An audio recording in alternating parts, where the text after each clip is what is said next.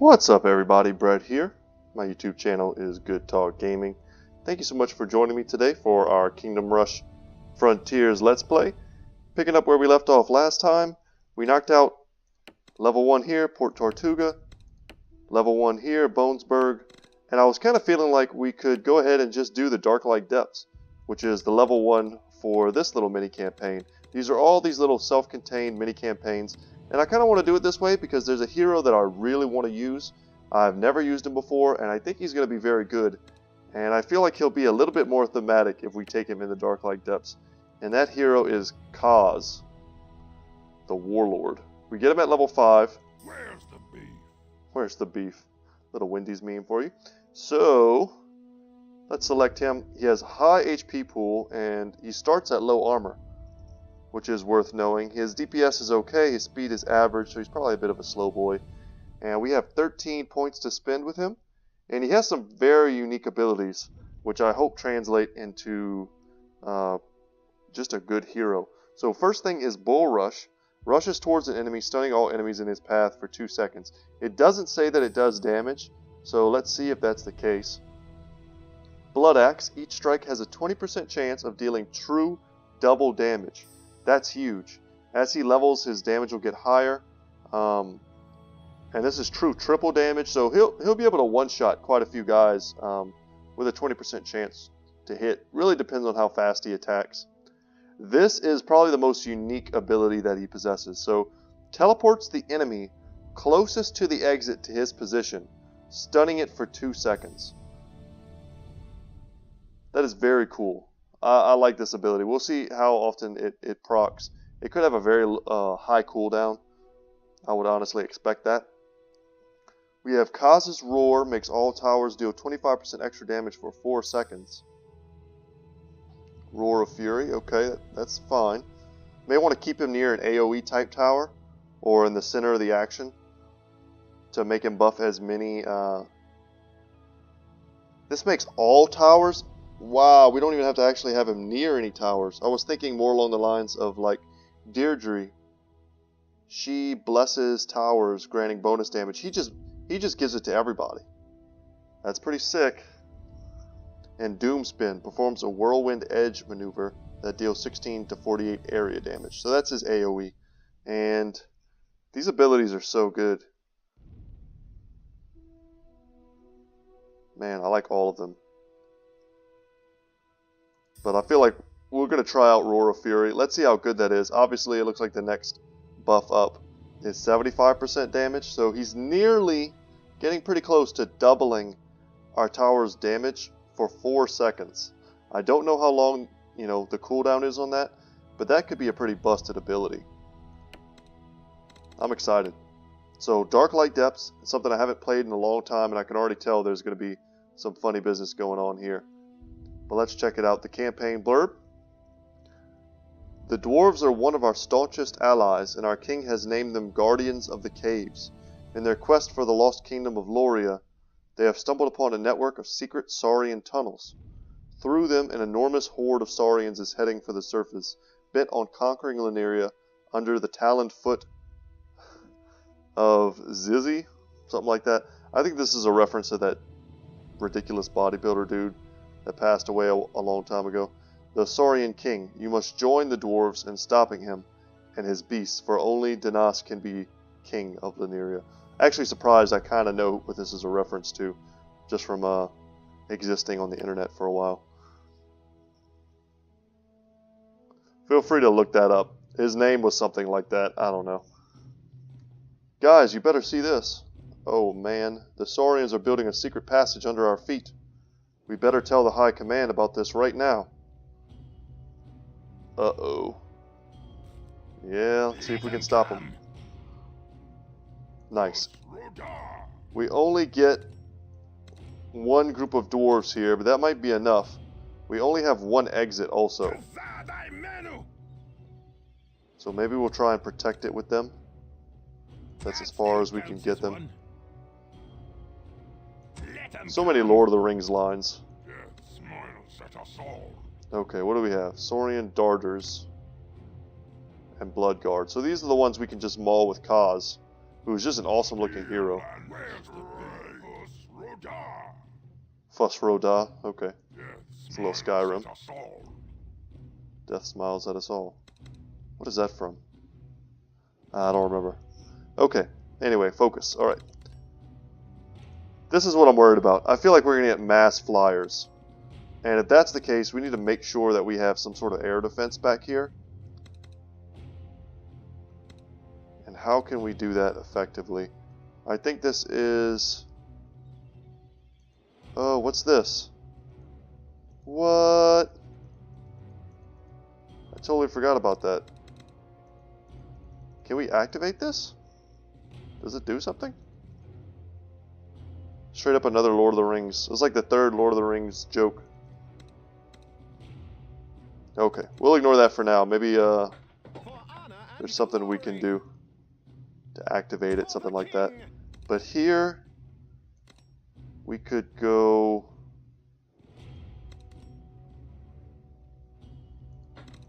something like this. Dang it, it's not what I meant to build.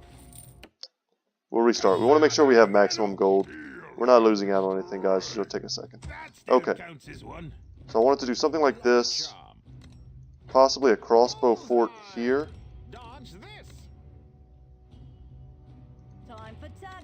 And then potentially just like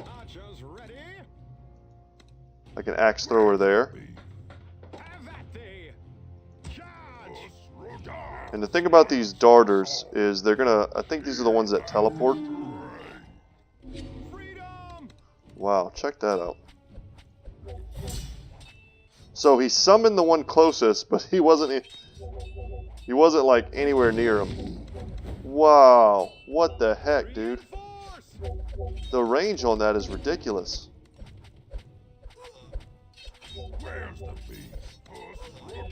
So he's just gonna like zip all over the battlefield at some point. And of course they're coming up from the ground. I put a spell on you. Nice. That's a super cool looking ability. We could drop some fire. No reason to let any of this get out of hand. And then we're gonna drop some more fire on these. Perhaps a necromancer tower. Try and get ourselves some skeletons to help us block up the back line. I'm always conscious of these night scales. Let's drop some fire on them. The ones that go invisible and the ones that teleport are pretty dangerous. He charged back in as I was retreating him. That doesn't seem like it's something that I want to happen all the time.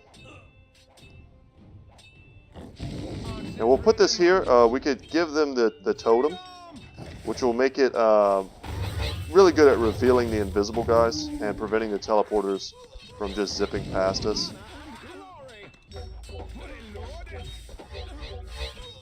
And we can get ourselves a dwarf tower.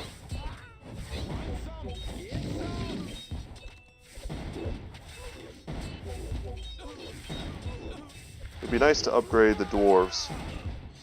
Yeah, we just need to get a nice little collection of skeletons going. We'll call early. And we've nearly got our first dwarf. And we have a new enemy here. Saurian Death Coils. Trained to develop perfect accuracy, these elite Saurians wield deadly advanced crossbows. They cost 2 lives and they have a ranged attack. Look how far away they're sniping us. That feels pretty bad. That makes me want to get something back here. That way we can actually hit them as they exit. And I think it's going to have to be a crossbow fort. I think it's probably the only thing that's going to allow us to reach out and touch them.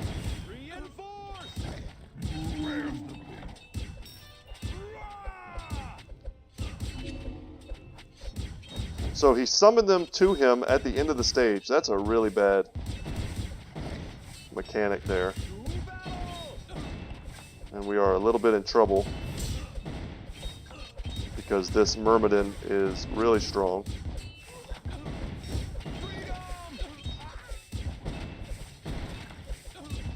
Alright, we finally have a dwarf. That should help us with all this chaff. Alright, get over here, man.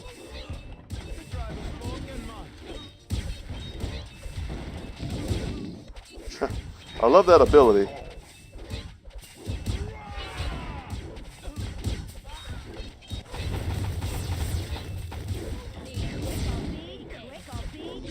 Let's get some barrages going.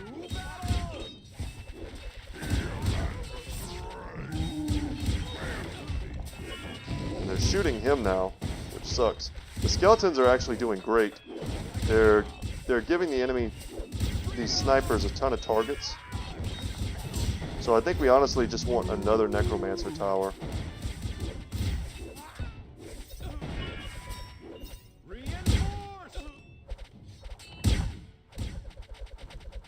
They have no armors, they have no resistances. It's just murking our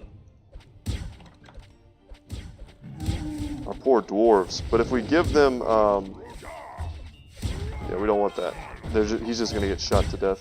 If we give them that mithril armor, they may be able to take a ton more hits. Let's drop some fire, clear some of this. Okay, we cannot put him in the back.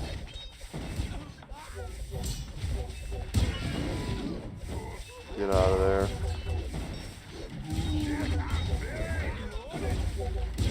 Nearly got this. We just don't want him to keep summoning guys into our own back line. That feels really bad. And our second dwarf. And once again, guys, really just trying not to cheese everything with the wasp missiles. They are so much stronger than everything else in the game. I like to get a few because I think it's not wrong that I want to use one of the towers in the game, that's for sure.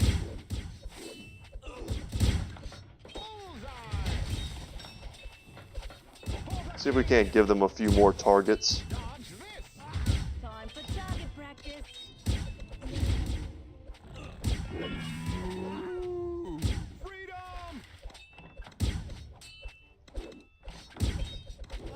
Let them come. Alright, a little bit better armor.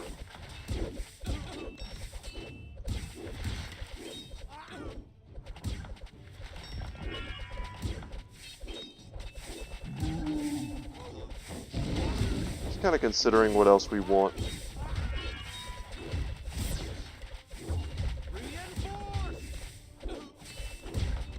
Yeah, it would definitely be nice to get another furnace blast, make these dwarves super effective.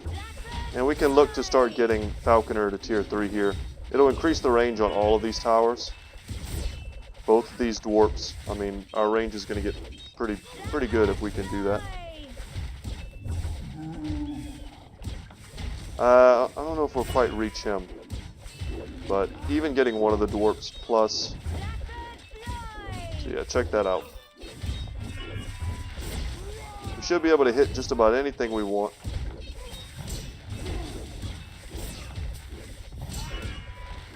We can summon for ourselves these dudes, which honestly at this point they're just going to take more shots from those sniper characters, and the game is giving us a bit of a freebie here with all of these flyers. We're pretty well equipped to deal with them.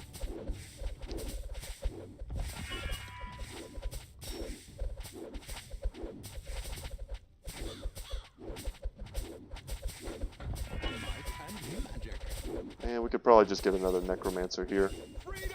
Lots of skeletons. Lots of bodies. So much damage. Every time he does that.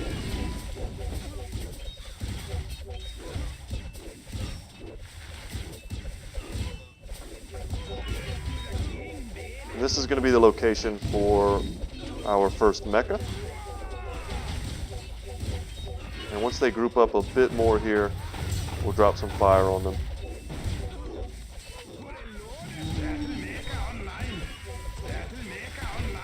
And there we go, we've got some wasp missiles.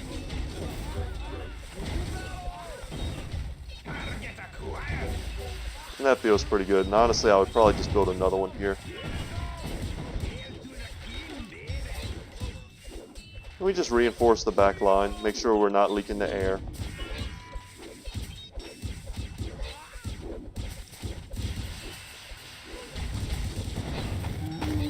Drop some fire. Get rid of those dudes.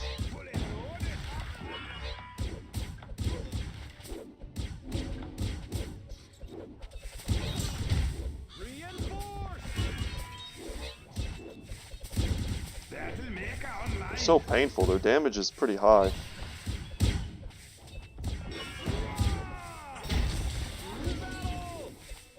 But I feel like, though, if we just went ahead and like massed, we like really upgraded our barracks units, gave them super high armor, they would honestly probably survive a lot of the hits they're taking. But they're just footmen. They're one-shotting our skeletons.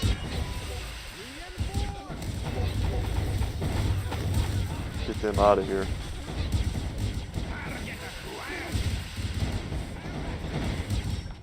And assassins. Assassins are invisible.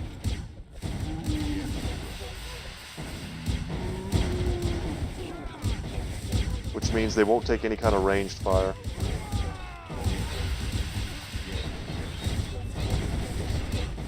The dwarves, unfortunately, are not invisible, but we can give them high armor and at least make them more resistant to this ridiculousness.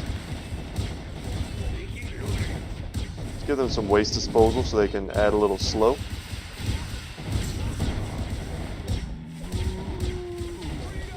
And at this point, Khaz is just like nearly impossible to keep alive. Oh, and here we go. We already have the boss. So maybe this isn't a full-on mini-campaign like I thought it was.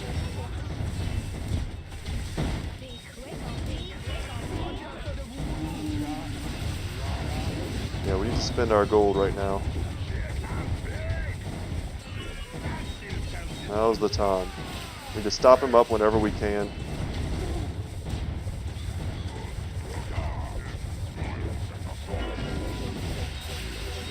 Of course, he's going to run in there and die, but that's okay.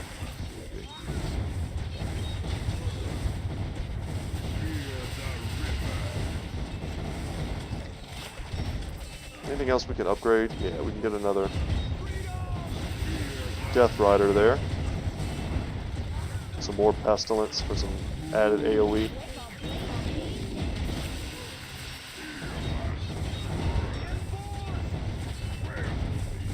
Let's drop some fire on him. He appears to have some sort of healing.